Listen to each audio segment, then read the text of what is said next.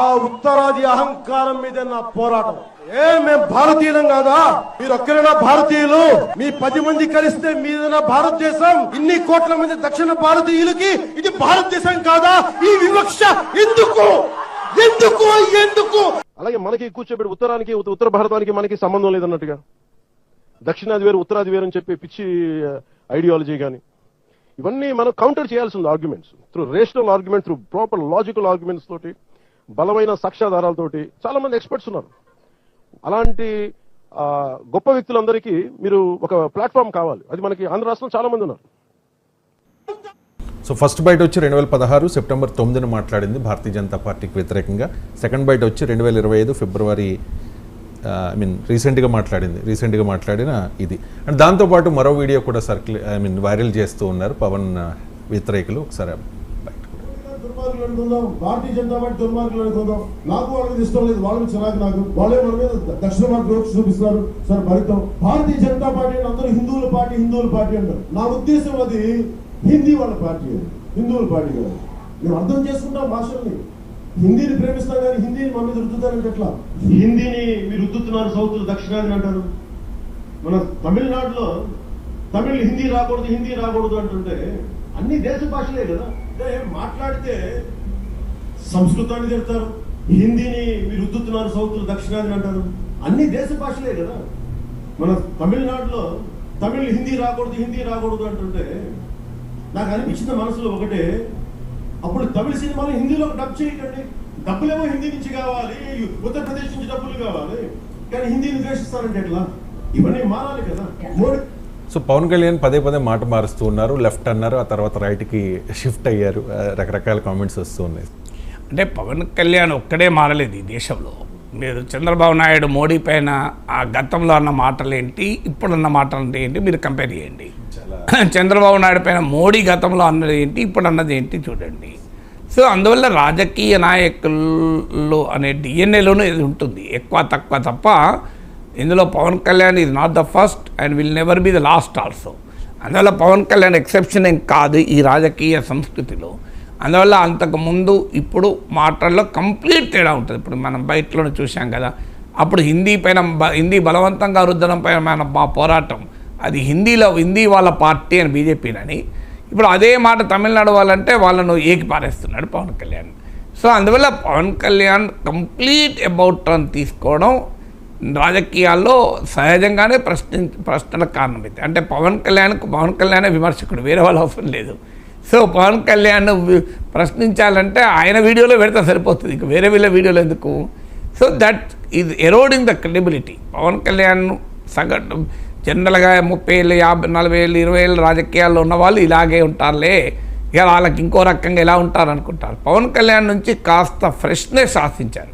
ఎందుకంటే సినిమాల నుంచి వచ్చాడు, కొంత ఆవేశంగా ఉంటాడు, సో కొన్ని వాల్యూస్కు కట్టుబడి ఉంటాడు అని సమాజం ఎక్స్పెక్ట్ చేసింది. కనుక పవన్ కళ్యాణ్ కూడా ఇట్లా తయారయ్యాడు ఏంటి, అంతకుముందు అన్న దానికి కంప్లీట్ విరుద్ధంగా ఇప్పుడు మాట్లాడుతున్నాడు అనే ప్రశ్న అనివార్యంగా వస్తుంది. ఎందుకంటే పవన్ కళ్యాణ్ ఈ స్థాయిలో టర్న్ తీసుకుంటే ఆశ్చర్యం కూడా వేస్తుంది.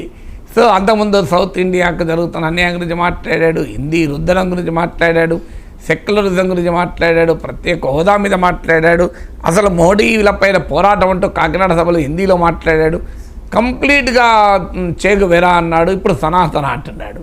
సో అంత అవసరం కొరకు అవకాశం కొరకు ఈ స్థాయిలో తన అభిప్రాయాలు మార్చుకోవటానికి పవన్ కళ్యాణ్ రెడీ కావచ్చు, సమాజం రెడీ కాదు కదా. అందువల్ల అనివార్యంగా ఈ ప్రశ్నలు పవన్ కళ్యాణ్ మీద వస్తున్నాయి. అయితే పవన్ కళ్యాణ్ ఏంటంటే వైఖరి మార్చుకోవడమే కాదు, అసలు ఈ వైఖరి కూడా కరెక్టా? ఇప్పుడు పవన్ కళ్యాణ్ అయితే పవన్ కళ్యాణ్ ఏది ఆశించాడో అదైతే లభించింది.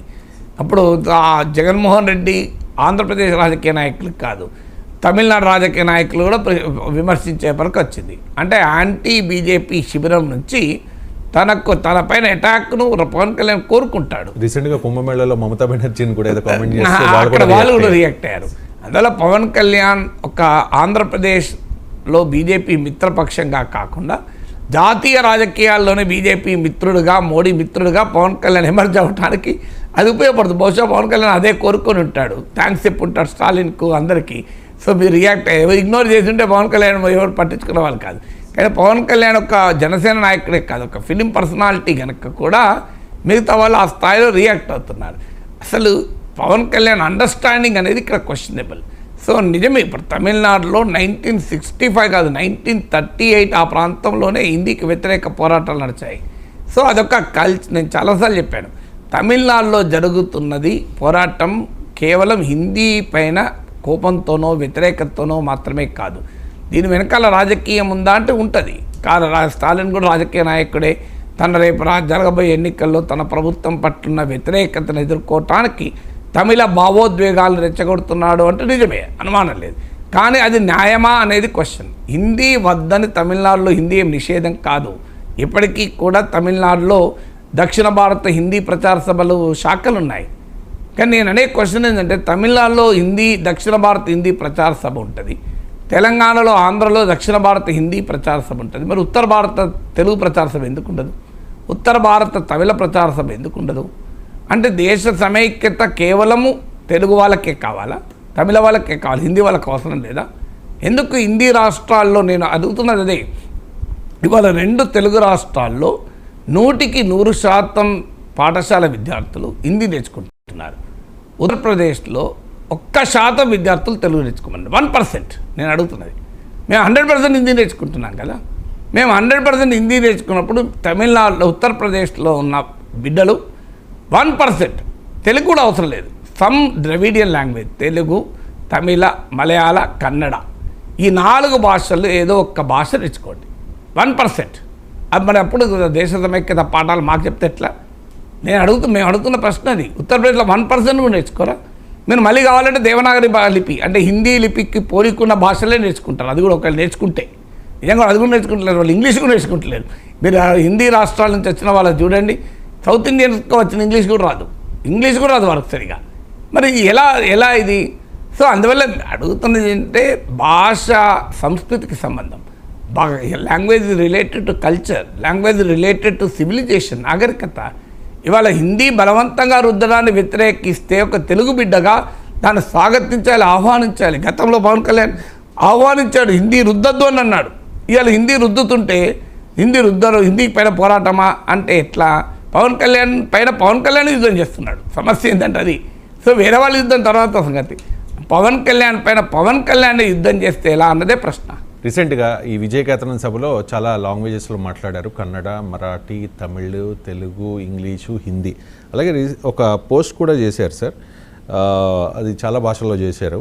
ఉత్తరాదిన ఉన్న హిమాలయాలలో ఉంది పరమశివుని కైలాసం, దక్షిణాది ఆయన కుమారుడు మురుగన్ నివాసం, వారు వెలిసిన ప్రదేశం ఈ భారతదేశం, ఇది జగన్మాత నాకు ఇచ్చిన ఆదేశం అని చెప్పేసి. సో అభ్యంతరం ఏమన్నా సంతోషమే కదా, దేవునికి కూడా ప్రాంతాలు అంటగట్టాల్సిన అవసరం లేదు. అందుకే మేము అంటున్నాం, మీకు అయోధ్య మీద ఉన్న ప్రేమ భద్రాచలం పైన ఎందుకు లేదని. ఇక విజయకేతనం సభలో పవన్ కళ్యాణ్ స్పీచ్ వైసీపీ నాయకులకే కాదు సార్, తెలుగుదేశం పార్టీ కూడా మింగుడు పడని పరిస్థితి.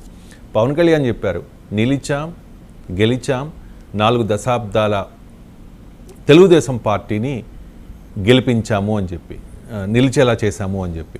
అండ్ పిఠాపురం వర్మకేమో నాగబాబు ఇచ్చిన కౌంటర్, ఎవరో పవన్ విజయానికి కారణం అనుకుంటే అది మీ కర్మ, పిఠాపురంలో గెలిచింది పవన్ కళ్యాణ్ వల్ల అండ్ జన సైనికుల వల్ల మాత్రమే అని చెప్పేసి.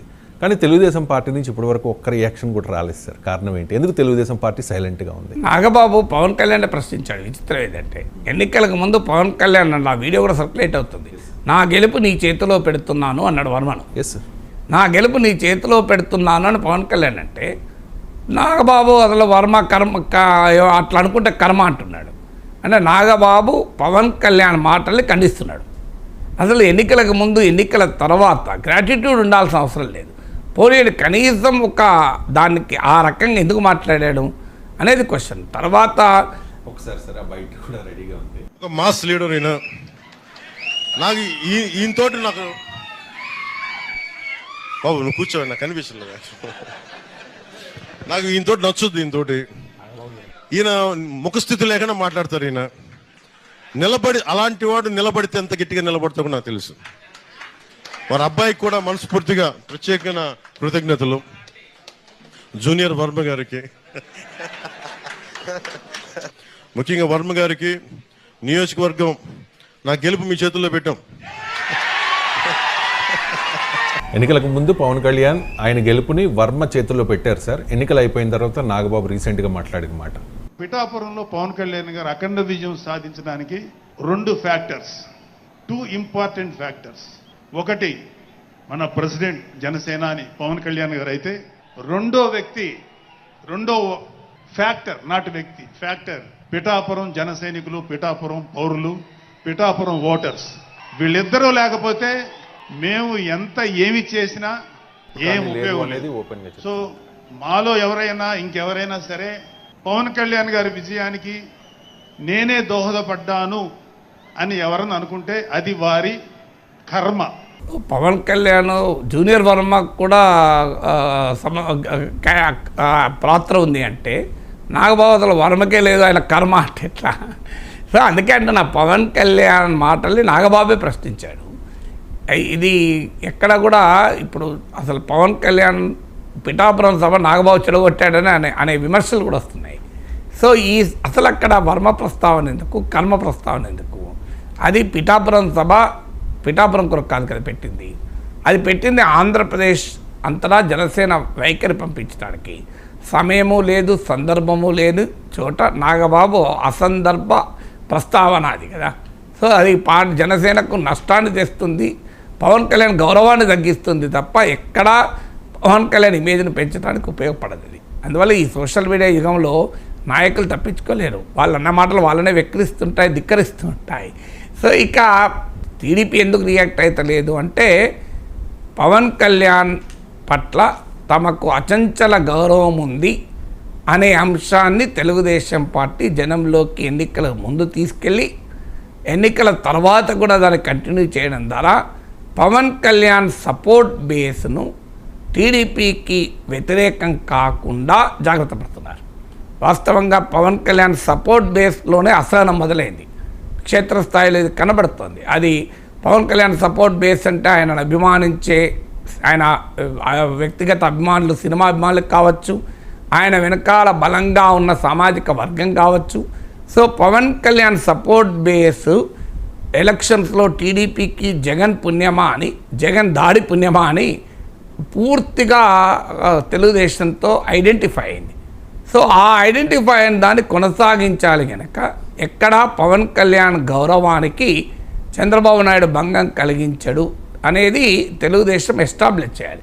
అందుకే పవన్ కళ్యాణ్ హోమ్ మినిస్టర్ పై ఉద్దేశించి నేను అవసరమైతే నేనే తీసుకుంటానన్నా, క్షమాపణ చెప్పమని టీటీడీ చైర్మన్ను డైరెక్ట్గా బహిరంగంగా అభిశంసించిన, ఇవాళ మేమే నిలబెట్టాము 4 దశాబ్దాల టీడీపీని అన్నా తెలుగుదేశం ఎందుకు రియాక్ట్ కాదు అంటే పవన్ కళ్యాణ్ సపోర్ట్ బేస్ను డిస్టర్బ్ చేయకూడదు కనుక రియాక్ట్ కాదు. మరి పవన్ కళ్యాణ్ ఇలా ఎందుకు మాట్లాడతాడు? పవన్ కళ్యాణ్ కూడా తన సపోర్ట్ బేస్ రిటైన్ చేసుకోవాలంటే ఇలా మాట్లాడక తప్పదు. ఎందుకంటే పవన్ కళ్యాణ్ సపోర్ట్ బేసు పవన్ కళ్యాణ్ ముఖ్యమంత్రి కావాలని కోరుకుంటుంది, పవన్ కళ్యాణ్ ఇండిపెండెంట్ అస్తిత్వాన్ని కోరుకుంటుంది. ఇప్పటి వరకు మీరు గమనించండి, ఇన్ని రోజులు అధికారంలోకి వచ్చారు, పవన్ కళ్యాణ్ వల్లనే చంద్రబాబు నాయుడు ప్రభుత్వం ఈ విధానమైన నిర్ణయం తీసుకుంది అని ఒక్కటి చూపెట్టండి. పవన్ కళ్యాణ్ వల్లనే ఆంధ్రప్రదేశ్లో ఈ అభివృద్ధి కార్యక్రమం చంద్రబాబు నాయుడు ప్రభుత్వం నిర్వహించారు అంటే పవన్ కళ్యాణ్ ఐడెంటిఫై అయ్యేటువంటి ఒక్కటి కూడా లేదు ఇప్పటికీ. మీరు అది ఎన్నడో ఒక రోజు జనసేన పట్ల, పవన్ కళ్యాణ్ పట్ల అతని మద్దతుదారుల నుంచి ప్రశ్న రాక తప్పదు. అందువల్ల ఈ పరిస్థితి ఉంది కనుక ఇప్పటివరకు ఉన్న సింబాలిజమే తప్ప సబ్స్టెన్స్గా ఇది పవన్ కళ్యాణ్ ఒత్తిడి వల్ల జరిగింది, ఇది పవన్ కళ్యాణ్ అడగడం వల్ల జరిగింది అనేది చెప్పుకోదగ్గ, ఏదైనా ఒకటి చిన్న ఉంటుండే చెప్పుకోదగ్గ అంశం లేదు. అందువల్ల ఆ అవకాశం టీడీపీ కూడా ఇవ్వలే పవన్ కళ్యాణ్కు. సింబాలిజంలో ఇస్తున్నారు పవన్ కళ్యాణ్ పట్ల గౌరవం, కానీ సబ్స్టెన్స్లో లేదు మళ్ళీ. సో ఆ సింబాలిజంలో ఉంది, సబ్స్టెన్స్లో లేదు కనుక అది పవన్ కళ్యాణ్ సపోర్ట్ బేస్లో ఆ ప్రశ్నలు మొదలవుతాయి. ఇవాళ కాకపోతే రేపే మొదలవుతాయి. అందుకొరకు తెలుగుదేశాన్ని మేమే నిలబెట్టామని పవన్ కళ్యాణ్ అనడం ద్వారా తన సపోర్ట్ బేస్, పవన్ కళ్యాణ్ చూడు ఎంత పవర్ఫుల్గా ఉన్నాడు, ఎంత గట్టిగా ఉన్నాడు, తెలుగుదేశాన్ని కూడా మేము నిలబెట్టామంటున్నాడు అని వాళ్ళను సాటిస్ఫై చేయడం పవన్ కళ్యాణ్ ఉద్దేశం. అందువల్ల నిలబెట్టామని పవన్ కళ్యాణ్ అనడంలో కానీ, నిలబెట్టాము అన్నా కూడా తెలుగుదేశం స్పందించకపోవడంలో కానీ వారి వ్యూహాలు ఉన్నాయి. వ్యూహాలు లేనిది వైఎస్ఆర్ కాంగ్రెస్. విచిత్రం ఏంటంటే సో తెలుగుదేశాన్ని నేను నిలబెట్టాను అని పవన్ కళ్యాణ్ అన్నదాన్ని వైసీపీ ఎలా స్పందించాలి? చూడు, మేము ఎప్పటి నుంచో మా జగన్ చెప్తున్నది ఇదే. అసలు చంద్రబాబు నాయుడు విడిగా పోటీ చేస్తే జగన్తో గెలవలేడు. ఎప్పుడైనా మోడీని పవన్ కళ్యాణ్ కలుపుకొని వస్తేనే గెలిచాడు. తెలుగుదేశంకి అంత సీన్ లేదని చెప్పుకోవాలి కదా. వాళ్ళు అలా చెప్పుకోలే. ఎట్లా అంటారు? 4 దశాబ్దాల తెలుగుదేశాన్ని నిలబెట్టామని పవన్ కళ్యాణ్ అనడం ఆయన అహంకారానికి సింబల్ కాదా అంటూ వైసీపీ మీడియాలో, సాక్షి మీడియాలో కథనాలు. నాకు ఆశ్చర్యం వేసింది. అంటే తెలుగుదేశం పార్టీ మీ ప్రధాన శత్రువు అయితే తెలుగుదేశం పార్టీని ఒక రకంగా తగ్గించే విషయం అది. నిలబెట్టాం అని అంటే తెలుగుదేశం తన వల్ల తాను నిలబడలే, జనసేన వల్ల నిలబడింది. అంటే తెలుగుదేశం వర్గాల్లో లోపల కుమిలిపోతుంటే వైసీపీ వాళ్ళేమో తెలుగుదేశానికి డిఫెండ్గా వచ్చారు. విచిత్రం ఏంటంటే, ఎందుకు వచ్చారంటే జగన్మోహన్ రెడ్డి వ్యూహం ఏంటి అంటే పవన్ కళ్యాణ్ వల్లనే 2019లో తనకు ఓటు వేసిన కాపులు తనకు వ్యతిరేకంగా ఓటేశారు. అందువల్ల పవన్ కళ్యాణ్ను డిఫేమ్ చేయడం ద్వారా, పవన్ కళ్యాణ్ అటాక్ చేయడం ద్వారా పవన్ కళ్యాణ్ కాపులు డిజోన్ చేసుకుని తన వైపు రావాలి అని ఆయన ఒక వ్యూహాన్ని అనుసరిస్తున్నాడు. కానీ ఆ ప్రాసెస్లో ఏం చేస్తున్నాడంటే పవన్ కళ్యాణ్ మరింతగా టీడీపీ వాళ్ళ దగ్గర చేస్తున్నాడు. సో పవన్ కళ్యాణ్ నిరంతరం అటాక్ చేయడం వల్ల మరి ఆఖరికి ఎక్కడి దాకా పోయారంటే టీడీపీని డిఫెండ్ చేసేదాకపోయారు. టీడీపీని నిలబెట్టమని జనసేన ఎట్లంటాడు, పవన్ కళ్యాణ్ ఎట్లంటాడు? అది ఆయన అహంకారం కాదా అని. అంటే ఇప్పుడు ఎవరికి సపోర్ట్గా బ్యాటింగ్ చేస్తున్నారు? వైసీపీ టీడీపీ సపోర్ట్గా బ్యాటింగ్ చేస్తున్నారు. సో టీడీపీకి సపోర్ట్గా పవన్ కళ్యాణ్ పైన జగన్ బ్యాటింగ్ చేస్తే ఇక వైసీపీని దేవుడే కాపాడాలి ఇక. సో అందువల్ల వ్యూహం ఉండాలి కదా. సో అందువల్ల విచిత్రంగా రియాక్షన్లు చూస్తే పాలిటిక్స్లో ఎలా గోళ్ళు, సెల్ఫ్ గోళ్ళు ఉంటాయనడానికి ఇది ఒక ఉదాహరణలే కదా. Welcome back. విజయ కేతనం సభలో పవన్ కళ్యాణ్ ప్రసంగం మీద చాలా రియాక్షన్స్ వస్తూ ఉన్నాయి. డిఎంకే స్ట్రాంగ్గా అపోజ్ చేస్తోంది. టీవీకే విజయ్ కూడా పవన్కి కౌంటర్ ఇచ్చిన పరిస్థితి. స్టాలిన్ అంటూ ఉన్నారు, కేంద్రం మాపై బలవంతంగా హిందీ భాషను రుద్దుతోంది. తమిళనాడులో ద్విభాషా విధానాన్ని పాటించడం, దీనికి సంబంధించి బిల్లు 1968లోనే మా అసెంబ్లీ పాస్ చేసింది. అప్పటికి ఇంకా పవన్ పుట్టలేదేమో అంటూ ఆయన స్ట్రాంగ్గా రియాక్ట్ అయితే, బిఫోర్ బీజేపీ ఆఫ్టర్ బీజేపీ అంటూ కనిమొళి ఒక ట్వీట్ చేశారు. ప్రకాష్ రాజ్ కూడా గెలవక ముందు జనసేనాని, గెలిచాక భజన సేనాని అంటూ కూడా రియాక్ట్ అవుతున్న పరిస్థితి. అండ్ కమ్యూనిస్టులు కూడా డిఫరెంట్గా రియాక్ట్ అవుతూ ఉన్నారు. అండ్ పవన్ కళ్యాణ్ గతంలో అంటే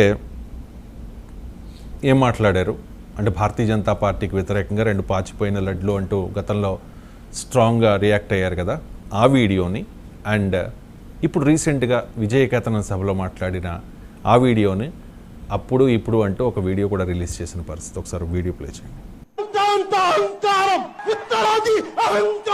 దక్షిణాది అంటే చిన్న చూపు, ఆ ఉత్తరాది అహంకారం